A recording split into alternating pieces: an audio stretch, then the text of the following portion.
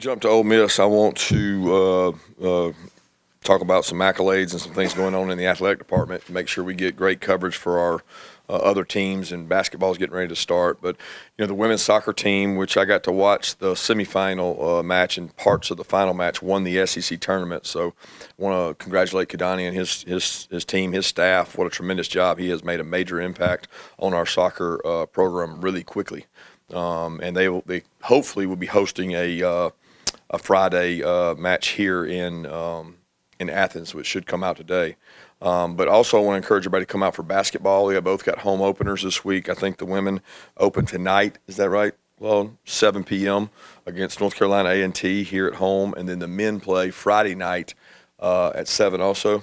Against Wake Forest. So with the excitement of our game, we should get a great turnout for both the basketball teams as well as the women's soccer. So I encourage you guys to help promote that and get folks out for that. Moving to Ole Miss, they've got a really good football team. They've improved. When you watch them on tape and you watch the games throughout the year, they've improved with every game. They've played a tremendous schedule, some really tough teams they've played on their schedule. Lane does a great job with his program, with his team. They've got a great staff. They got really good players. He's done an incredible job. The quarterback's playing at a high level, great backs.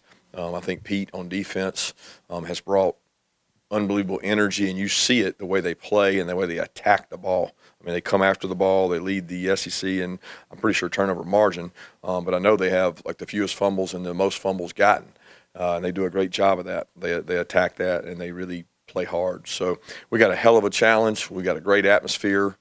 We need it to be as great an atmosphere in Sanford Stadium as it's ever been to help take care of our home field advantage that we need to have.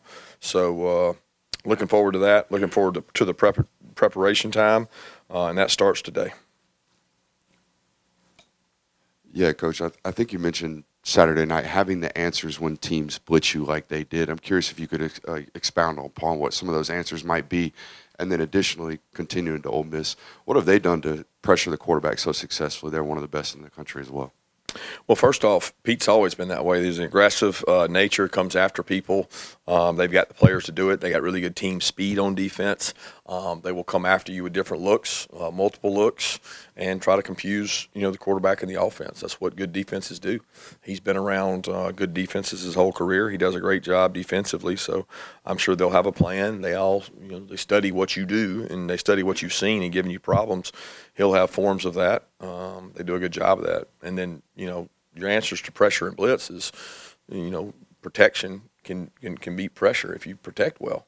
And then there's other answers. We all know what they are. You just got to be able to execute them. And we pressure people with our defense. So they'll come after you, and they've done a good job doing that, being disruptive. Kirby, how do you remember the senior class and Xavier saying he might have a little bit of a moist eye when he gives you that final hug at midfield? Well, I hugged him last year, so it's gotten to be the norm of guys, especially this COVID class of guys that have multiple years. It's a little confusing who's a senior anymore. It's hard to go by that, but I'm certainly very appreciative for what all they've contributed, because it's not really one class. It's fifth years, fourth years, sometimes third year, fourth year red shirts, things like that. It gets confusing who's in a class. But this class has been great. This group of leaders has been very impactful. I think it speaks for itself, what they've been able to accomplish thus far, and they still have goals ahead they want to achieve. Kirby wanted to see if there was any further update on Jamon and his injury, and with his expected absence, if y'all were anticipating having Xavier Story back this week. Yeah, we're expecting to have Sorey back, as well as Raylan, CJ, Smile, Jalen, Terrell, all those guys will be competing for those spots. As far as Pop, still not sure how long it'll be, how long his absence will be. He's going to try to find some innovative ways to get back and be able to play, but won't know the extent of that until a couple more days. But really excited to see those other guys get opportunities. We got other guys that have played, and thank goodness at linebacker we use that as a normal rotating position. We have guys that roll in and play. We've averaged playing 4 guys at that position each and every game.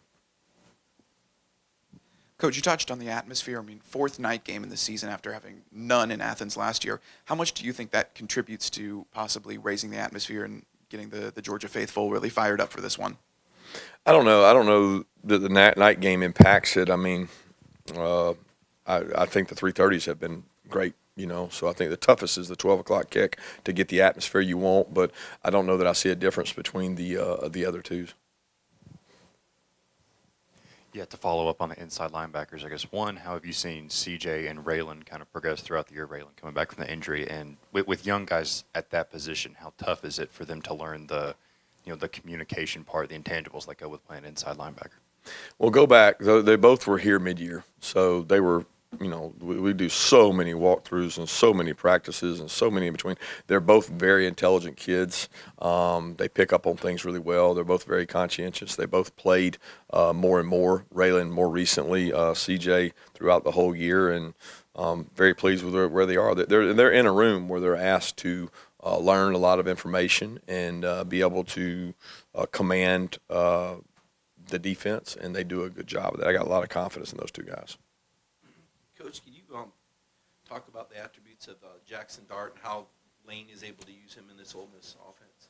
Well, I think Lane's quarterbacks take on a personality from him, and they have a lot of moxie. They have a lot of talent. They play really hard. They play with reckless abandon for their body, and he runs like a running back. He's taken some hits this year and shown his toughness, so he's not going to shy away from contact and toughness, and he's the extra element of run that gives them a competitive advantage over a lot of teams you play, because they have great backs, but he runs the ball like a back, and he throws the ball really well too, which that's what makes him really hard to defend when you got a guy that can make all the throws but can also take off and run, and he's proven the ability to do that.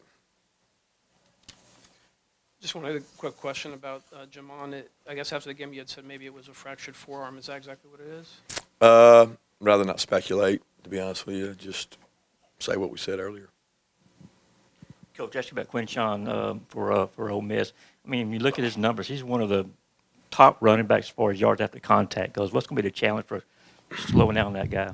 Well, yeah, thick lowers. I mean, I tell you, I've been super impressed. I already knew about Quinshawn and how good he was. I saw him last year and how they ran on people. The Bentley kids, incredible too. They had two really good backs. And Quinshawn bears probably more of that load, and he has really thick lowers. He runs through tackles. Extremely patient runner. Like, he has a innate ability to navigate what's there and turn it into explosives and positive runs. I mean, he just sets up blockers really well, and really tough physical runner, and does a great job. So they have two really capable, talented backs. Kirby, how's Brock's rehab process going, and any possible update on a possible return? He's been great. He's done everything we've asked. He ran on Friday, did a good workout, had Saturday off, obviously, and continues to work, and he's going to do all he can to try to get back as fast as he can. Kirby, you've already faced three of the SEC's top 5 wide receivers now. You got Trey Harris coming in, who had a heck of a game. How do you defend against him? Hard. You can't, it's hard to put two people on him because of all the issues we just talked about before that. So you talk about the backs, you talk about the quarterback. They look for matchups. Lane looks for matchups, and he's looking for every opportunity he can to get a high percentage matchup in his favor. And what's easier to do when you got big, good wideouts and a quarterback that can get him the ball, and your ability to run the ball does those things. So how do you do it? You do it like you do every week. You do your best to cover them and defend them, and you try to control the run game. It's the package of what they do, everything together, not one thing that complements each other. Kirby, obviously, Lane is a guy whose sort of personality and reputation precedes him. Do you think, having gone against him all those years in practice and everything else in those battles, is he underappreciated as kind of like an offensive mind? And can you expound at all kind of on your relationship? Is he part of that famous group text? He does a great job. He's extremely intelligent. He doesn't overthink things. He keeps it simple and doesn't think that you don't have to overthink things sometimes as a coach, and probably doesn't get enough credit for that because he wants to beat you with fundamentals. He wants to beat you with his players doing things within their system. It's just he does a great job. He looks for matchups. He looks for explosive opportunities. They've been one of the most explosive offenses, run and pass, in really the last 10 years of the SEC. That they have broken some numbers that are out there. They get lots of snaps because they go with pace, but they do a good job with the snaps they get. So, no, he probably doesn't get enough credit, but it's not like he's trying to be scheme of the week. He does what he does really well. He knows what they do well, and he also knows what you don't do well, and he's looking for a matchup most of the game. Yeah, Coach, I think we talked about Kamari moving into the slot after the game Saturday, but Tyke mentioned it was a decision y'all put in on Monday, and that Tyke was even impressed that for him to have learned the position from Monday to Saturday, or learn what it required to play. I'm just curious if you could expound further on what it required for Kamari, not only to learn that position, but to go out and execute like he did on Saturday. Well, if you remember, we talked about he played that position as a freshman, and we played that position in spring practice, and he played that position when we go out and do reps against the offense. It's something that we don't ever veer really far away from. He didn't learn it in 3 days. He didn't go out there and never played it. There's concepts you learn when you're in a meeting room that don't revolve around your position. We go do drill circuits all off season to say this is how you play this. It doesn't matter what position you play. You have to be able to play this. He did those things. He's very bright. He's very conscientious. He didn't learn to play it within a week. That wouldn't be realistic.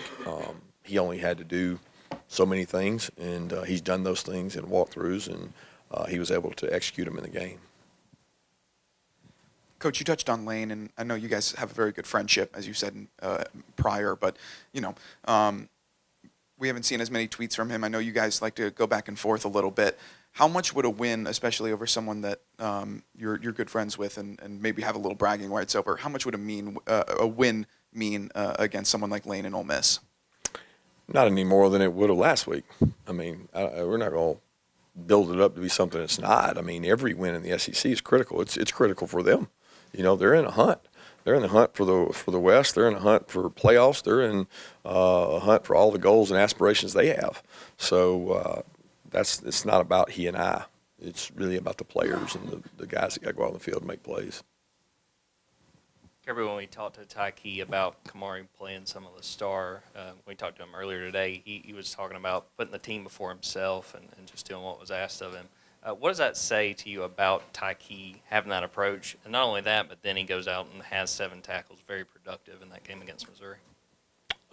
He's unselfish. He understands his role in the team. He's been a really good special teams player for us. People don't give him enough credit. He's been elite at kickoff return. The job he has is one of the hardest jobs. He's been really good at punt return. He's played on kickoff. He'll play on punt if we ask him to. He plays the nickel star position really well. He does what's asked, and I think he has an appreciation for his role and what he does because he didn't have that role last year. And you have a greater appreciation when you don't have it, when you get the opportunity to earn it and keep it and do it. And he's appreciated that more this year. Kirby, sorry, one more on Pop. You said looking for some innovative ways to get back. Is there any kind of expounding on that? Not really. Yeah, with Munden, what have you seen from him this season, and does anything, if at all, change with Jamon being out in terms of him maybe calling the defense or being a more vocal leader in that room? No, he's already a vocal leader. I mean, he does a great job. He calls the defenses when Pop's not in there anyway, and when Pop is in there, they share. So that's not a big concern, to be honest with you. The two freshmen don't practice and play like freshmen. They know the calls and they do a great job. So I don't think Smile will do an awesome job of calling the stuff. Kirby, going back and looking at the tape, how did your offensive line grade out against Missouri? And with Marius Mims getting closer to coming back, what is the process there? Do you just put him back in and move Truss back, or do you let him fight it out? Kind of give us an insight, if you would. No, Mims practiced all last week, did a good job. Wasn't quite 100%, but he took reps at his right tackle position, did a good job. Trust took reps at right and left tackle, which he continues to do. And probably still the same thing this week. That's not going to change in terms of those reps. I think Mims is much closer. He feels really comfortable. He could have probably played Saturday had we needed him. So I think he's in a good place. I think he's much closer to being able to play like he wants to be able to play and go out there and compete. And looking forward to seeing him to do that in practice so we can gain some more information. I mean, what's a grade? I mean, I'm very happy with the result. They played really hard. Could we play better? Yes, 100%. I mean, it always goes back to the same thing at the offensive line. You play against different teams, and sometimes you get your butt whooped. There was times we got our butt whooped Saturday, and I think our guys will be the first to admit that. The goal moving forward is to not let that happen again. And there's times that we won and times that we lost, and you want to win them all. But and the expectation for our team apparently is that you're going to win every play up front, and that's just not real in the SEC. You're going to face really good defenses and really good people, and you got to keep chopping wood and keep coming back. And we did that, and we found ways to have success in the run game, and ended up having a really nice run, a couple nice runs by Kendall and nice runs by Dejon. Kirby, I got a really hard-hitting question. Lane Kiffin's dog juice is very visible. Do you have any pets? Did you have a dog growing up? Yeah, I had a lot of bird dogs growing up and had to go feed them all the time. Didn't enjoy that, but that's one of my childhood memories is taking it out there in the cold weather to feed the dogs. But we have a dog now, Bess, that my wife loves to death, but we don't bring her around the team, so she doesn't get to hang out with the team like Juice does. Kirby, you mentioned earlier about the crowd. I know that's somewhat cliche for every coach to say that, but how strategic, how important is it, and can you tell when it's at a pitch that actually affects the game? I guess the Tennessee game last year is probably the best example. Yeah, the Tennessee game was probably the most impactful game since I've been here. I felt like they impacted the game the most. Can you tell? I don't know. I feel like our crowd's really good for all our games. I mean, I don't know if you separate it in ratings. I don't know where it fits. I definitely think it was very impactful, Tennessee, and I do think that we need that same impact for this game in terms of the way they go about things and how you can affect the game. Take two more questions. Anybody?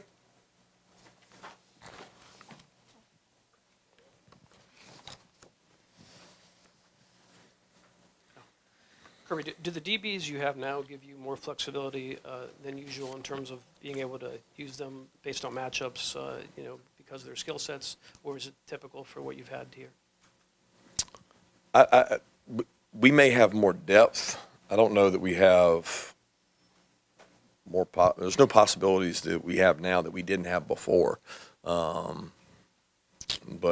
I feel good about the DBs we have now. I felt good about the DBs we had before. I don't really know what you're asking. I mean, we had a package last week, but that was not something about our DBs. It was more about something they did. Kind of going off of that, I know in previous years, it's been a little bit tough. You've talked about the cornerback depth, but to have a guy like Julian Humphrey in the rotation and on the depth chart that you can run a package like that where you can have three different cornerbacks on the field, how much does that bring and how much does that add to a defense? We got other guys that can play. We got other guys that are on the sideline that can play too. So, he gets an opportunity to play because he's earned it in practice. But I have confidence in 5 or 6 guys that can go out there and play because I get to watch them do it every day in practice. I got confidence in some DTs that don't play. I got a lot of confidence in 2 or 3 linebackers that are on the scout team that go every day. I got a lot of confidence in a lot of our players that can go out there and play. But you play the players that give you the best opportunity to win. You can't play everybody. You don't get a chance to do that. You can't even rep and prepare everybody. So we're constantly developing all our players so they have an opportunity when they get in the game to go out there and have success. Thanks.